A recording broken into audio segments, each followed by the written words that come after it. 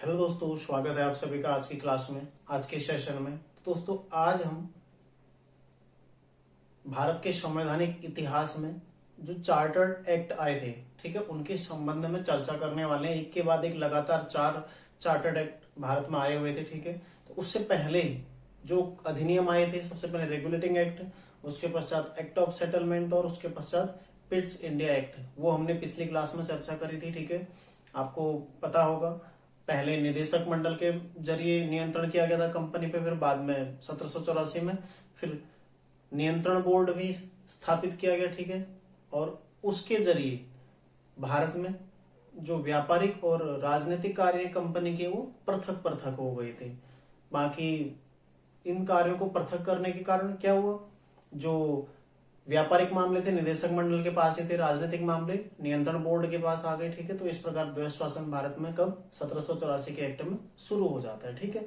तो आगे चर्चा करेंगे आज 1793 का चार्टर एक्ट, ठीक है।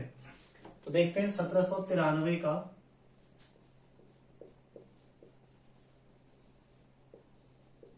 Charter act.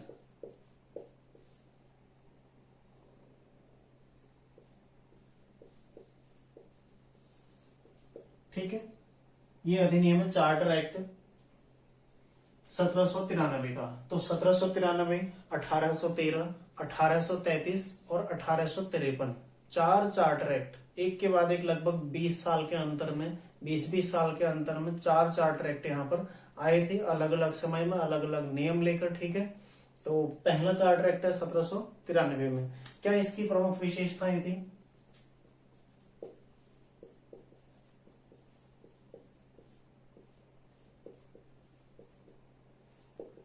पहली विशेषता क्या थी? जो नियंत्रक बोर्ड था,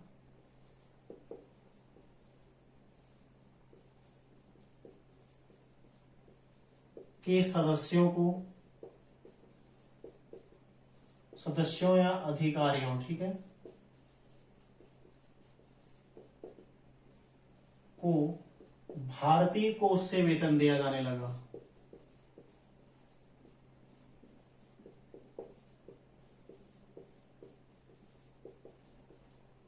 ठीक है। दूसरी क्या विशेषता थी? इसे क्या कहा जाता है? कार्नवालिस को खुश करने वाला। कार्नवालिस पता होगा आपको, उस टाइम पर कौन था? गवर्नर जनरल बंगाल का, ठीक है। कार्नवालिस को खुश करने वाला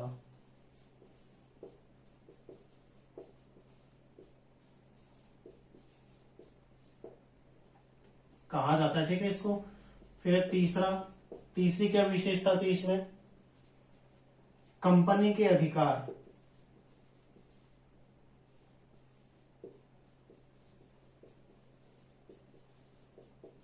20 वर्ष के लिए बढ़ा दिए गए।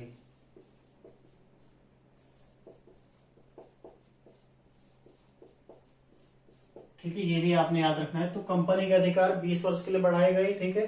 जो नियंत्रण बोर्ड था, यानी कि नियंत्रण अधिकरण था, उसके सदस्यों ऑब्लिक अधिकारियों, ठीक है, अधिकारियों को भारतीय कोष से वेतन दिया जाने लगा। सबसे पहली विशेषता, ठीक है। दूसरी विशेषता क्या है?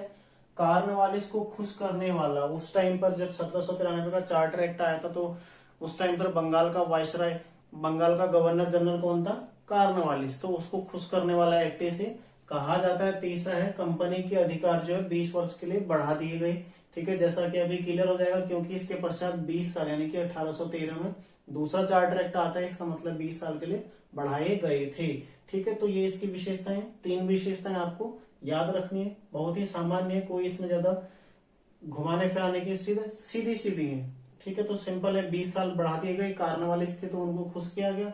और तीसरा, नियंत्रण बोर्ड के सदस्यों ऑब्लिक अधिकारियों, ठीक है, जिसकी स्थापना कब हुई थी? 1784 में। उनको वेतन कहां से? भारतीय कोष से वेतन दिया जाने लगा था, ठीक है। अब देखते हैं 1813 का चार्टर एक्ट। सबसे पहली विशेषता जो लगातार रिपीट होते रहेगी, कंपनी के अधिकार पुनः 20 वर्ष बढ़ाए।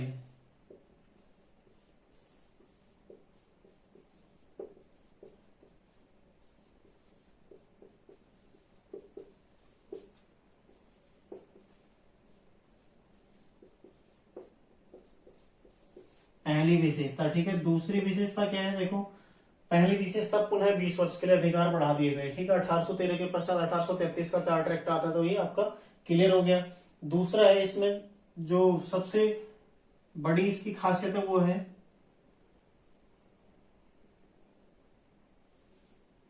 कंपनी का व्यापारिक एकाधिकार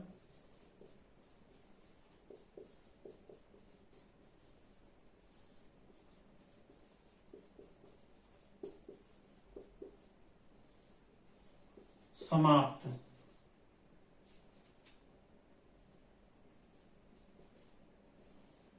ठीक है, व्यापारिक एकाधिकार समाप्त।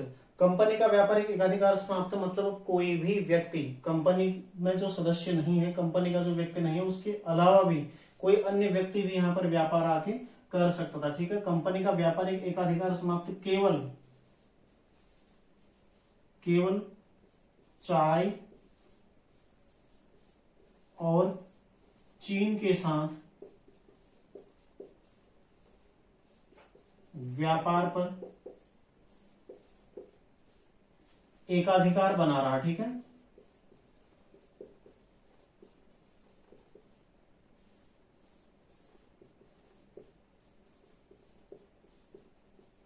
मतलब चाय और चीन के व्यापार को छोड़कर, चाय और चीन के व्यापार के अलावा कंपनी का व्यापारिक एकाधिकार भारत में क्या हो गया, समाप्त हो गया। ठीक है, आपने ये भी याद रखना है। भारत में अब कंपनी के अतिरिक्त कोई अन्य व्यक्ति भी, अन्य कोई अंग्रेज भी यहां पर आकर अपना व्यापार कर सकता था। ठीक है, ये इसमें प्रावधान किया गया। अगली विशेषता इसकी देखते हैं।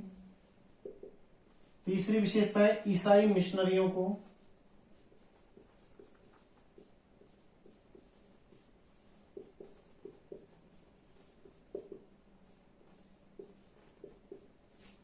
भारत में प्रवेश की अनुमति।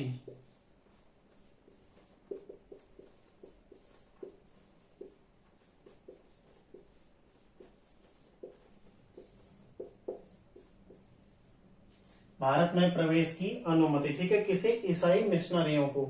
ये इसकी तीसरी विशेषता है। और इसकी चौथी विशेषता क्या है,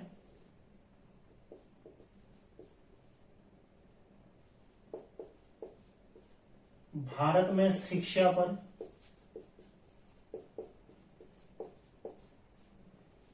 ₹1,00,000 खर्च का प्रावधान।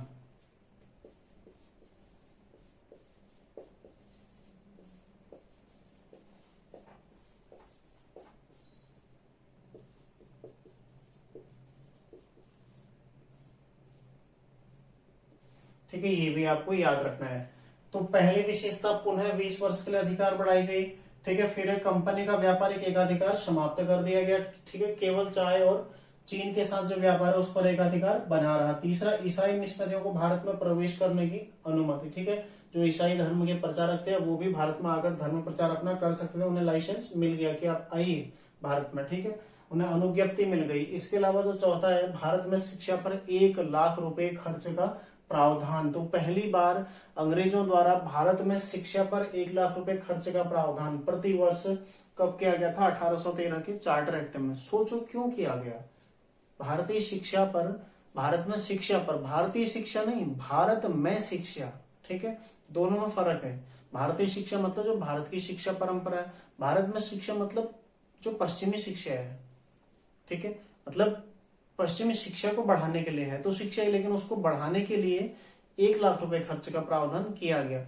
ऐसा क्यों किया गया, ताकि जो भारतीय लोग हैं वो पश्चिमी चीजों को समझकर अंग्रेजों को ज्यादा अतिरिक्त सहयोग कर सकें। ठीक है, ऐसा इसलिए किया गया ताकि उन्हें अतिरिक्त सहयोग कर सकें। अगला है 1833 का चार्टर एक्ट।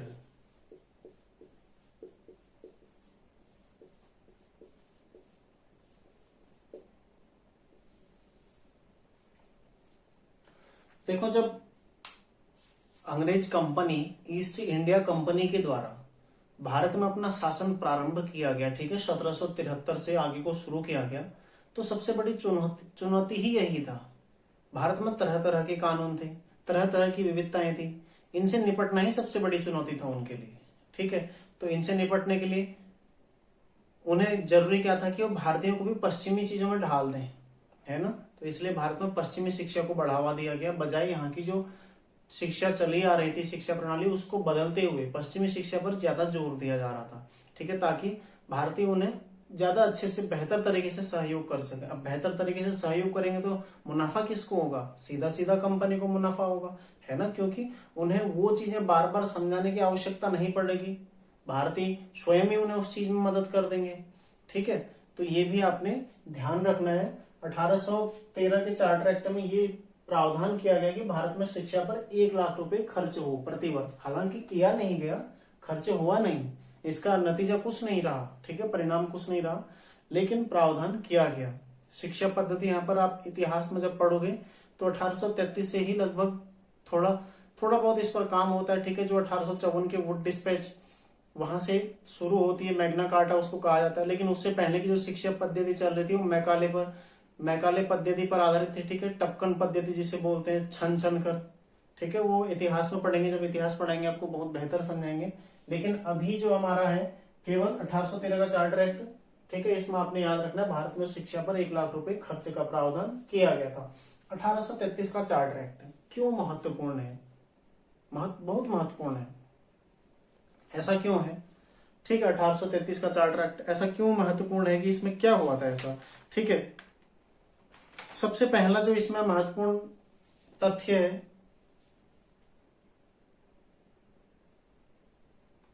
कंपनी के अधिकार 20 वर्ष बढ़ाए गए, ठीक है।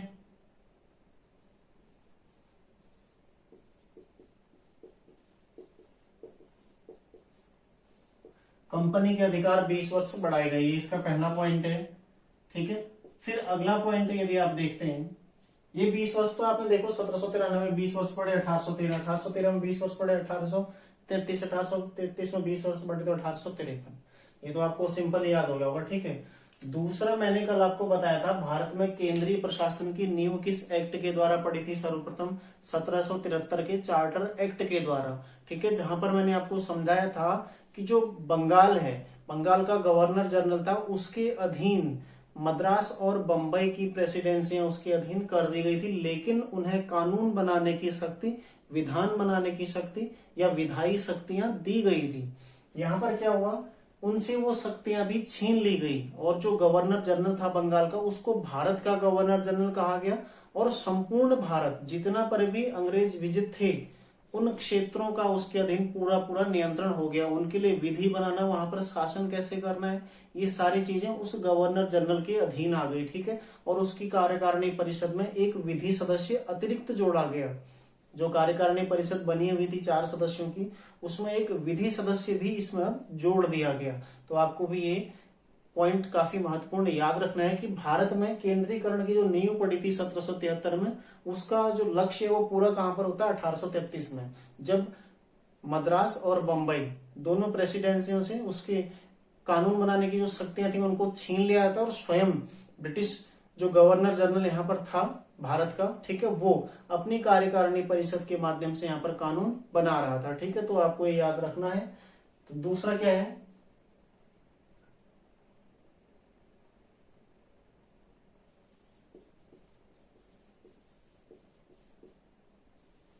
केंद्रीकरण का लक्ष्य पूर्ण हो गया, ठीक है।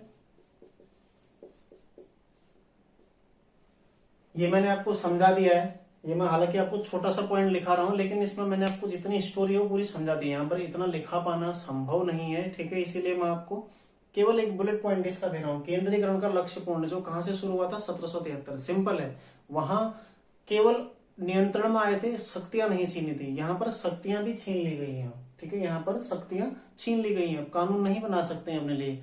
केवल और केवल जो गवर्नर जनरल है उसकी परिषद के द्वारा जो कानून बनाया जाएगा वही यहाँ पर लागू होगा, ठीक है।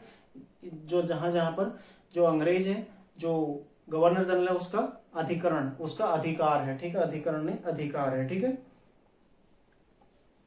अगला है प्रशासन का, ठीक है, इसी में आगे प्रशासन का केंद्रीकरण हो गया।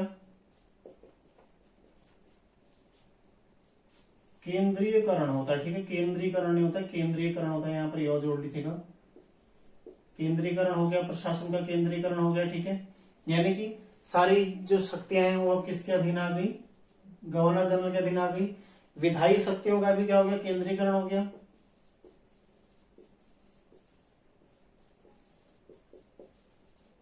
विधायी शक्तियों का केंद्रीकरण,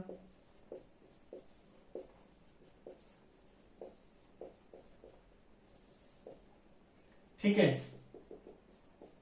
जो बंगाल का गवर्नर जनरल है उसे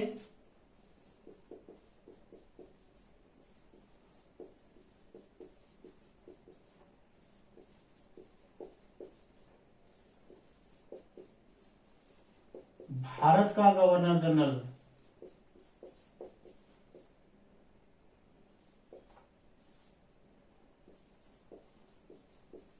कहा गया, ठीक है, कहा गया, ये भी आपने याद रखना है। तो प्रथम कौन बने, विलियम बेंटिक।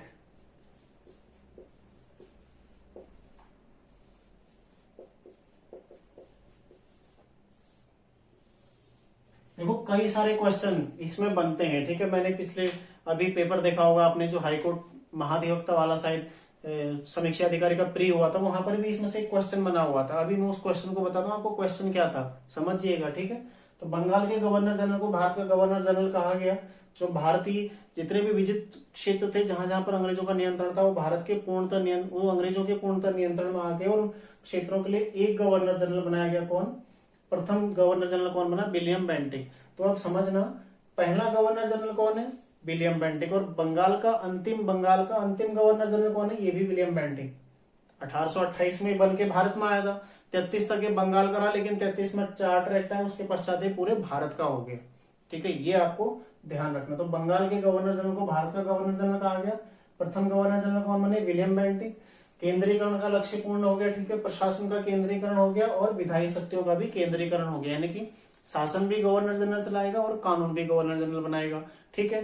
समस्त जो अधिकार थे वो गवर्नर जनरल के अधीन आ गए, ठीक है। नागरिक और सैन्य शक्तियां, समस्त अधिकार किसके अधीन आ गई, गवर्नर जनरल के अधीन। जब वही हेड हो गया, ठीक है, और सशक्त केंद्र हो गया, ठीक है, मतलब केवल केंद्र से ही संचालित किया जाएगा, यही तो है ना केंद्रीकरण। गवर्नर जनरल जो बोलेगा सारे क्षेत्र में वही लागू होगा, ठीक है। तो ऐसा हो गया, कहां से हुआ, 1833 के चार्टर एक्ट से। तीसरा, बंगाल के गवर्नर जनरल को भारत का गवर्नर जनरल कहा गया। तो इस प्रकार पहले गवर्नर जनरल कौन बने, विलियम बेंटिक, ठीक है। ये आपको ध्यान रखना है। अगला पॉइंट है इसमें, चौथा पॉइंट है चाय और चीन के व्यापार पर एकाधिकार समाप्त।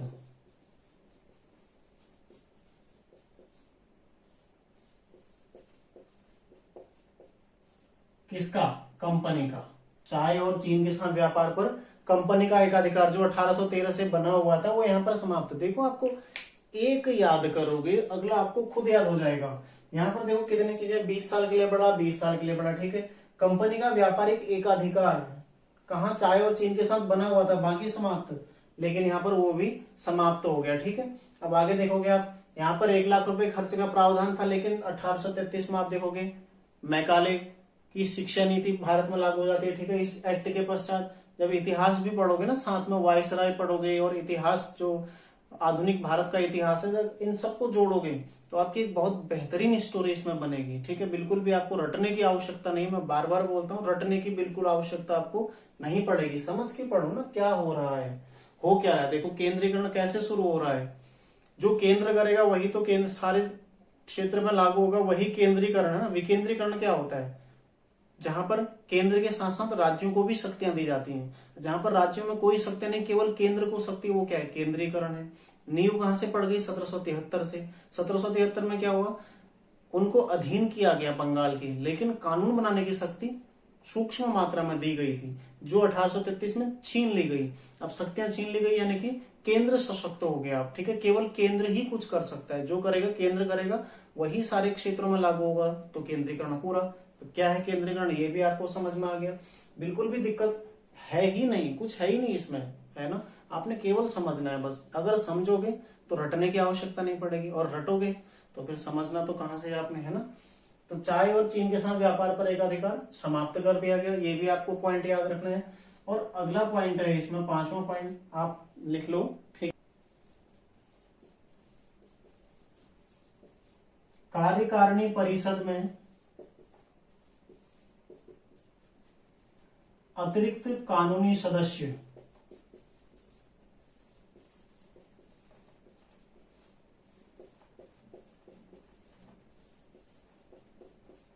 को रखा गया।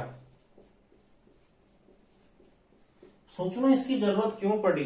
अरे भाई, जब विधायी शक्तियां ही गवर्नर जनरल ने ले ली तो उसकी परिषद में किसी न किसी ऐसे सदस्य की आवश्यकता थी ना जिसे विधि का नॉलेज हो, ये विधि का नॉलेज हो, इसीलिए यहाँ पर क्या किया गया, अतिरिक्त कानूनी सदस्य को रखा गया था, ठीक है। इसके अलावा जो भारतीय संहिताएं थी उस टाइम पर, भारतीय विधियां थी, उनको लिपिबद्ध किया गया, ठीक है। भारतीय विधियों को भी लिपिबद्ध किया गया था, इस एक्ट के जरिए भारतीय विधियों को लिपिबद्ध किया गया, ठीक है।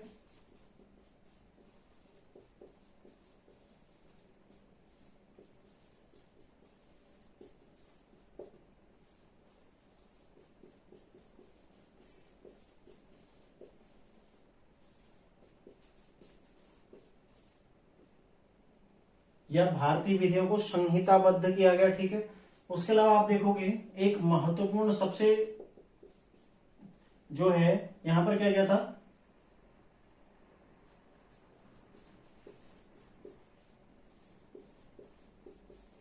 सिविल सेवा जो चल रही थी, ठीक है। सिविल सेवा के लिए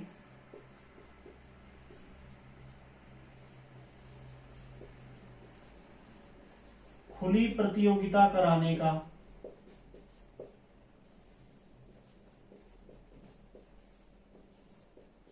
असफल प्रयास।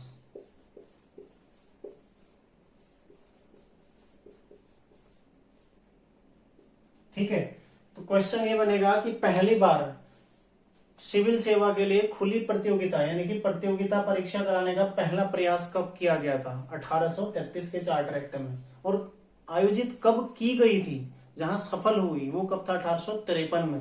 यहां पर प्रयास किया गया, नियम इसके लिए बन गए, लेकिन जो निदेशक मंडल थे, ठीक है, जो नियंत्रण मंडल थे, उनके द्वारा इसके लिए मतलब हाँ नहीं, उसने उनका विरोध किया, ठीक है, हामी नहीं भरी गई, जिस कारण क्या कहते हैं ये परीक्षा नहीं हो पाई थी खुले तौर पर, ठीक है। तो खुली प्रतियोगिता कराने का असफल प्रयास इसमें किया गया था, जिसमें यह भी प्रावधान था कि भारतीयों को किसी पद, कार्यालय और रोजगार को हासिल करने से वंचित नहीं किया जाएगा, ठीक है। भारतीय शामिल हो सकते थे,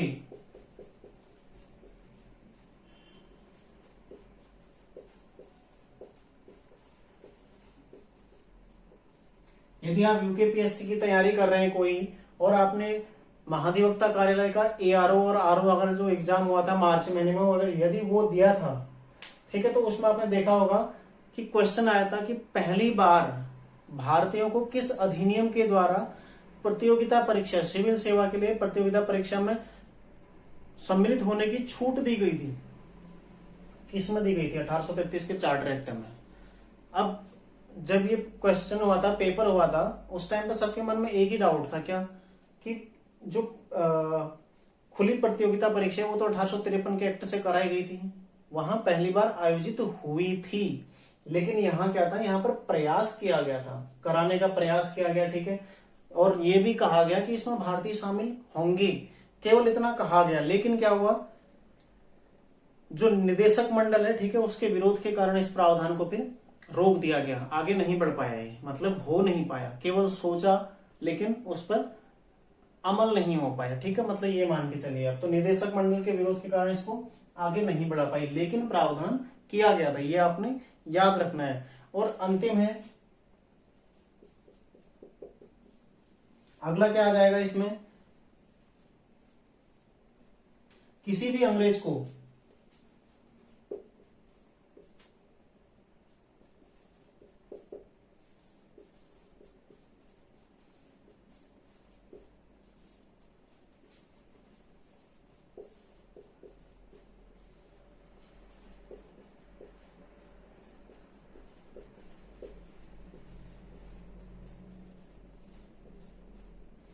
अब अब कोई भी ब्रिटिश भारत में आ सकता था, ठीक है, बिना अनुमति के, किसी भी अनुमति लेने की आवश्यकता नहीं थी कि भारत में आने के लिए, ठीक है, बिना अनुमति भारत में आ सकते थे। तो कई सारे इसमें देखो, इसके अलावा और भी हैं, जैसे गवर्नर जनरल की परिषद द्वारा निर्मित विधि को क्या अधिनियम कहा जाएगा, ठीक है, यहाँ पर जो विधि बन रही है इसके पश्चात उसे क्या बोला जाएगा, अधिनियम, एक्ट, ठीक है, वही एक्ट कहलाएगा। तो उतना क्वेश्चन के पेपर के लिहाज से महत्वपूर्ण नहीं है, लेकिन ठीक है, याद आप रख सकते हैं ऐसे। तो 1833 का चार्टर एक्ट एक नजर में फिर से देखते हैं। 20 वर्ष के लिए कंपनी के अधिकार बढ़ा दिए गए, ठीक है, केंद्रीकरण हो गया, समस्त कानूनी यानी कि विधायी शक्तियां और समस्त प्रशासनिक शक्तियां किसके पास चली गई, गवर्नर जनरल के पास चली गई, ठीक है। उसकी कार्यकारिणी में एक अतिरिक्त कानूनी सदस्य रखा गया और उसके पश्चात विधि वो बनाएगा, विधि बनाएगा तो उसे क्या कहा जाएगा, एक्ट कहा जाएगा, ठीक है। भारत का गवर्नर जनरल उसे कहा गया, प्रथम गवर्नर जनरल कौन बने, विलियम बेंटिक। अगला है भारतीय विधियों को लिपिबद्ध किया गया, ठीक है। सिविल सेवा के लिए खुली प्रतियोगिता कराने का असफल प्रयास इसमें किया गया था, जिसमें भारतीय शामिल हो सकते थे, लेकिन निदेशक मंडल के विरोध के कारण यह प्रयास पूरा नहीं हो पाया। अंग्रेजों को बिना अनुमति भारत आने की छूट दे दी गई, ठीक है, ये आपने सारे याद रखने। इसके अलावा दास प्रथा के लिए कानून भी इसी में आया था, ठीक है, दास प्रथा हेतु कानून।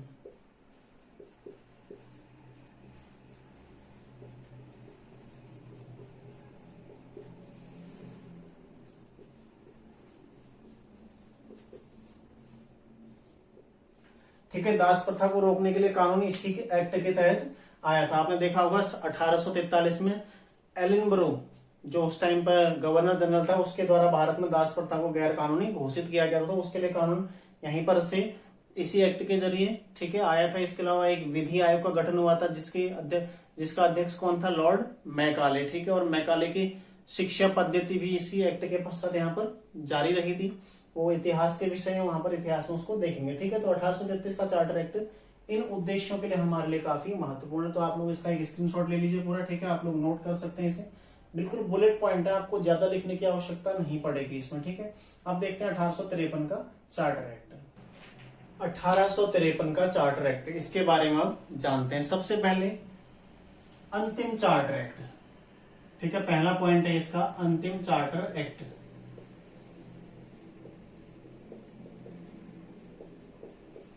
जितने भी चार्टर एक्ट भारत में आए उसकी सीरीज में क्या था, ये अंतिम चार्टर एक्ट था, आपको ये ध्यान में रखना है पहला, ठीक है। दूसरा क्या था, सबसे पहले तो अंतिम चार्टर एक्ट सिविल सेवा हेतु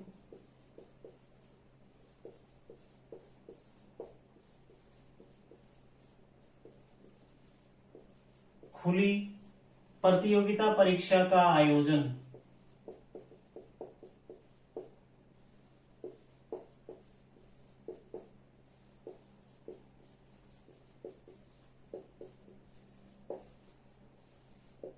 ठीक है, ये पहली बार यहां पर आयोजन किया गया, वहां पर प्रयास किया गया था, आपने ध्यान रखना है, वहां प्रयास किया गया 1833 में, यहां पर क्या आयोजन किया गया, ठीक है, दोनों में फर्क है। वहां केवल प्रयास हुआ, असफल प्रयास हुआ, सफल नहीं हो पाया, यहाँ पर प्रयास सफल हो गया, आयोजन कर लिया, ठीक है। 2 पॉइंट हो गए। सबसे पहले तो अंतिम चार्टर एक्ट था, दूसरा सिविल सेवा हेतु खुली प्रतियोगिता परीक्षा का इसमें आयोजन किया गया, ठीक है। और भारतीयों को छूट, भारतीय भी इसमें हिस्सा हो सकते हैं, ठीक है।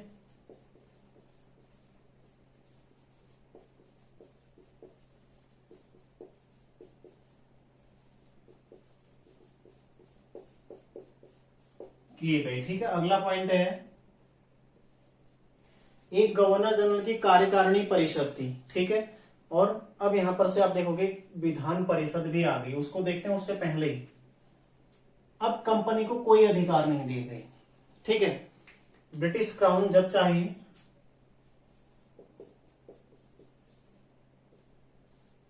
इस तरह से लिखते हैं, कंपनी के अधिकार नहीं बढ़ाए गए, ठीक है।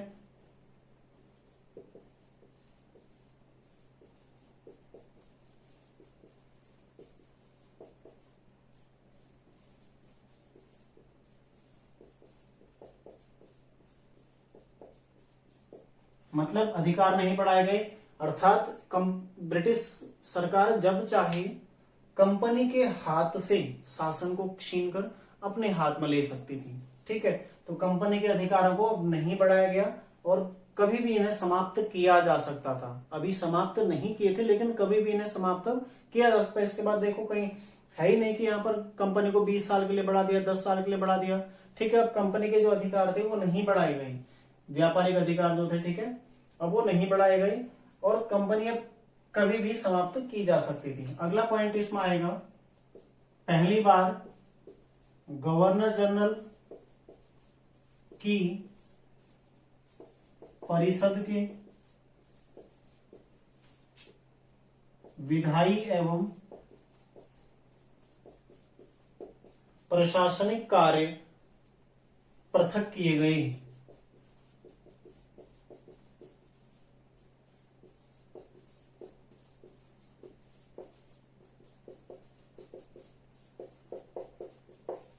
ठीक है, विधायी एवं प्रशासनिक कार्य पृथक किए गए। विधायी कार्य कौन करेगा और प्रशासनिक कार्य कौन करेगा? प्रशासनिक कार्य तो वही करेगा, कार्यकारिणी परिषद।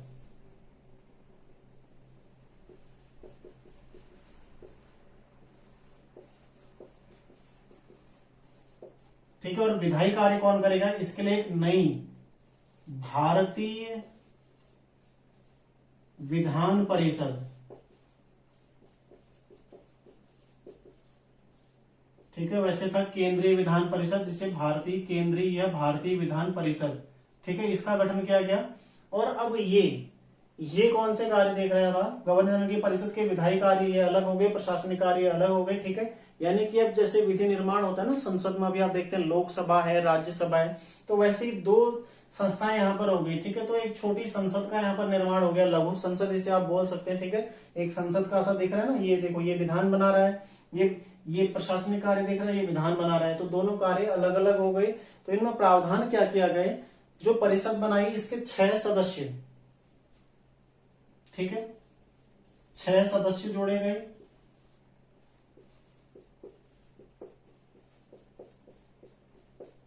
जिन्हें कहां से नियुक्त किया जाना था? स्थानीय प्रतिनिधि,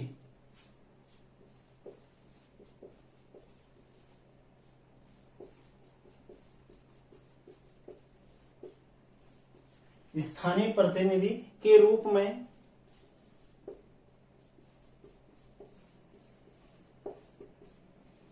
बंगाल, मद्रास, बंबई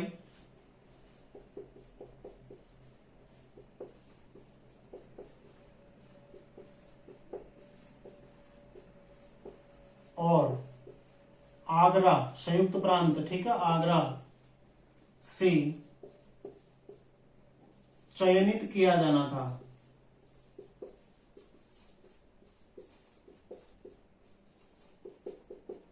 कितना महत्वपूर्ण पॉइंट है, देखिए, ठीक है, जो अभी आप देखेंगे बाद में कि कैसे लोकसभा राज्यसभा अस्तित्व में आई, तो यहीं से ये शुरू हो गया, ठीक है। इसी को आप बाद में देखोगे संसद वर्तमान स्वरूप में कैसे आई। इसीलिए तो ये है ना, इसीलिए तो ये संवैधानिक विकास है। मैं आपको कल बताने का प्रयास कर रहा था कि संविधान समझने से पहले इन्हें समझना जरूरी ना, आखिर संविधान में ये चीजें आई कैसे, भारत में इन चीजों का चलन कैसे हुआ। यहाँ तो अलग ही राजा महाराजाओं का शासन था, तो कैसे हमें पता चला कि ये चीजें भी अच्छी होती हैं। इसलिए तो पता चला जब भारत में या फिर बाहर के देशों में इनका प्रयोग हो रहा था। तो उसी को हम देखते हैं अभी, ठीक है, इसको समझते हैं दोबारा से। देखो 1853 का चार्टर एक्ट सबसे पहला अंतिम चार्टर एक्ट था। इसके पश्चात कोई अन्य चार्टर एक्ट भारत में नहीं आया, ठीक है। 4 चार्टर एक्ट आए, 1793, 1813, 1833 और 1853। तो उस सीरीज में अंतिम चार्टर एक्ट था। दूसरा, सिविल सेवा हेतु खुली प्रतियोगिता परीक्षा का आयोजन यहाँ पर पहली बार किया गया, ठीक है। कौन था यहाँ पर गवर्नर जनरल उस टाइम पर? डलहौजी, लॉर्ड मत लगाना बिल्कुल भी, ठीक है। डलहौजी यहाँ पर गवर्नर जनरल था, ठीक है। भारतीय भी इसमें सम्मिलित किए गए, भारतीयों को शामिल करने की इसमें छूट दी गई थी। कंपनी के जो व्यापारिक अधिकार थे उन्हें बढ़ाया नहीं है। अब कंपनी कभी भी समाप्त की जा सकती थी, ठीक है। उसके जरिए जो शासन था वो कभी भी समाप्त किया जा सकता था। फिर गवर्नर जनरल की परिषद के विधायी एवं प्रशासनिक कार्य, मोस्ट इंपोर्टेंट, बिल्कुल आप इसको कर लीजिए। गवर्नर जनरल की परिषद के विधायी मतलब जो कानून बनाते हैं, प्रशासनिक मतलब जो शासन चलाते हैं, प्रशासनिक व्यवस्था देखते हैं, ठीक है। कार्य पृथक पृथक कर दिए गए, दोनों को अलग अलग कर दिया गया। प्रशासनिक कार्य कौन करेगा? जो कार्यकारिणी परिषद चल रही थी 1773 के एक्ट में 4 सदस्य बनी थी, बाद में एक विधि सदस्य जोड़ा गया, उसी के द्वारा ये कार्य पृथक पृथक हो गया ना। तो इसी प्रशासनिक कार्य किसके द्वारा किए जाते हैं? इसी कार्यकारिणी परिषद के द्वारा किए जाते हैं। लेकिन जो विधायी कार्य थे उनके लिए अलग से केंद्रीय या भारतीय विधान परिषद, ठीक है, इसका गठन किया गया जिसमें 6 सदस्य जोड़े गए, ठीक है। इन सदस्यों को कहा जाता विधान पार्षद, विधान पार्षद इन्हें कहा जाता, ठीक है। विधान पार्षद जोड़े गए जिन्हें स्थानीय प्रतिनिधि के रूप में, इसमें से जो 6 में से 4 थे वो कहां कहां से, बंगाल, मद्रास, बंबई और आगरा। उस टाइम की 4 प्रेसिडेंसियां, 3 थी, बाद में आगरा का भी निर्माण हो गया, तो ठीक है। भारत की पहली 4 प्रेसिडेंसियां कौन सी है, बंगाल, मद्रास, बंबई और आगरा से चयनित किया जाना था। ये आपने ध्यान रखना, ठीक है, महत्वपूर्ण पॉइंट है। बाद में आप देखोगे 1919 का हम जब अधिनियम पढ़ेंगे वहां पर मैं इसको आपको पुनः याद दिलाऊंगा, ठीक है। अभी नहीं बताता हूं क्योंकि पहले उसको पढ़ेंगे ताकि आपको दोनों जोड़कर समझ में आए। बहुत अच्छे से बिल्कुल मैं आपको जोड़कर समझाने वाला हूं उसको, ठीक है। बिल्कुल भी आपको रटने की आवश्यकता नहीं है, मैं बार बार बोल रहा हूं, रटना आप छोड़ दीजिए आप, ठीक है। तो गवर्नर जनरल की परिषद के विधायी और प्रशासनिक कार्य अलग अलग हो गए। इस तरह से आप इसको समझ गए होंगे, क्लियर हो गया होगा, ठीक है आप लोगों का। बाकी इसमें कोई पॉइंट है नहीं। अंतिम चार्टर एक्ट है, ठीक है। सिविल सेवाएं तो खुली प्रतियोगिता परीक्षा का आयोजन भारतीय सम्मिलित किए गए, कंपनी के अधिकार बढ़ाए नहीं गए, अब कभी भी समाप्त किए जा सकते, ठीक है। गवर्नर जनरल की परिषद के विधायी और प्रशासनिक कार्य पृथक पृथक किए गए। विधायी कार्य किसको, केंद्रीय विधान परिषद का गठन कर 6 सदस्यीय केंद्रीय विधान परिषद का गठन उसको दे दिए गए, और प्रशासनिक कार्य कार्यकारिणी परिषद को दे दिए गए, ठीक है। तो ये आपका पॉइंट क्लियर हो गया। एक बार फिर से आप रिवाइज कर लीजिए। 1793 का चार्टर एक्ट कार्नवालिस को खुश करने वाला। सबसे पहला पॉइंट, कंपनी के अधिकार 20 साल के लिए बढ़ा दिए गए। और तीसरा पॉइंट इसमें क्या आ जाएगा, जो नियंत्रण बोर्ड था उसके कर्मचारियों को भारतीय कोष से वेतन दिया जाने लगा। फिर 1813 में आ जाओ, फिर से 20 साल के लिए कार्यकाल बढ़ गया, ठीक है। 20 साल के लिए कार्यकाल बढ़ गया और भारतीय शिक्षा पर 1 लाख रुपए खर्च का प्रावधान किया गया। भारतीय शिक्षा में, भारत में शिक्षा में 1 लाख रुपए खर्च का प्रावधान किया गया। इसके अलावा जो ईसाई मिशनरी थे उन्हें भारत में आने की अनुमति, और कंपनी के चाय और चीन के अतिरिक्त समस्त व्यापारिक एकाधिकार के समाप्त कर दिए गए। 1833 में आते आते चाय और चीन के व्यापारिक एकाधिकार को भी समाप्त कर दिया गया, ठीक है। जो गवर्नर जनरल है बंगाल का, उसको भारत का गवर्नर जनरल 1833 में बना दिया जाता है। और पहला भारतीय गवर्नर जनरल कौन बनता है, लॉर्ड विलियम बेंटिक। तो लॉर्ड हटा दो, खाली विलियम बेंटिक भारत का पहला गवर्नर जनरल बनता है, ठीक है। इसके अलावा उस एक्ट की सबसे महत्वपूर्ण विशेषता क्या है, केंद्रीकरण का लक्ष्य पूर्ण हो गया। अब जो प्रेसिडेंसियां थी उनसे कानून बनाने की शक्तियां छीन ली गई। अब सारी शक्तियां किसके अधीन आ गई, गवर्नर जनरल के अधीन आ गई, ठीक है। असफल प्रयास किया गया खुली प्रतियोगिता कराने का, और उसमें भारतीयों को छूट थी, लेकिन निदेशक मंडल के विरोध के कारण वो पूर्ण नहीं हो सका। विधि आयोग का गठन किया था, कलकत्ता में मेडिकल कॉलेज की स्थापना हुई थी, दास प्रथा का अंत हुआ था, ये उसकी कुछ अन्य विशेषताएं, ठीक है। फिर 1853 ये हो गया। तो आपका ये यहां तक का आपका क्लियर हो चुका है। अगली क्लास में हम देखेंगे 1858 का भारत परिषद अधिनियम, ठीक है। अब हम ताज, ब्रिटिश क्राउन के शासन के अंतर्गत की चीजें देखेंगे। अभी तक हम कंपनी का शासन देख रहे थे, ठीक है। अब कंपनी का शासन यहीं पर समाप्त होता है। तो मिलते हैं नेक्स्ट क्लास में। आप लोग रिवीजन करते रहिए, ज्यादा से ज्यादा रिवीजन कीजिए। देखो, यदि सिलेक्शन चाहिए तो रिवीजन करिए। मैं बार बार बोलता हूँ, बिना रिवीजन के आप कुछ भी याद नहीं कर सकते। आप कितना ही बेहतर सीख लें और किसी से भी पढ़ लें, यदि आप रिवीजन नहीं करते हैं तो आपको कुछ भी याद नहीं होने वाला। तो इसलिए आपको ज्यादा से ज्यादा रिवीजन करना है, रिवीजन पर ज्यादा फोकस कीजिए। आगे बढ़ना महत्वपूर्ण नहीं है, दिन में आप कितना ज्यादा पढ़ रहे हैं महत्वपूर्ण नहीं है, कितना स्मार्ट तरीके से आप पढ़ रहे हो, कितना आपको उसमें से मिल रहा है, ये ज्यादा महत्वपूर्ण है, ठीक है। तो सपनों को अपने बनाए रखिए, बरकरार रखिए, और उसी के जरिए सबसे ज्यादा मोटिवेशन है ना, वही है। आप स्वयं अपने आप के लिए मोटिवेशनल के तौर पर हो, ठीक है। अपने आप को स्वयं मोटिवेट रखिए, अपना सपना अपने मस्तिष्क में, अपने दिलो दिमाग में, अपने रग रग में बिल्कुल सपने को घोल के रखिए, तभी तो आपको पूरा ऊर्जा मिलेगा, है ना। तो अपने सपने को अपने अंदर जीवित रखिए और उसी को मद्देनजर रखते हुए तैयारी कीजिए और ज्यादा से ज्यादा रिवीजन कीजिए। तो मिलते हैं नेक्स्ट क्लास में। धन्यवाद।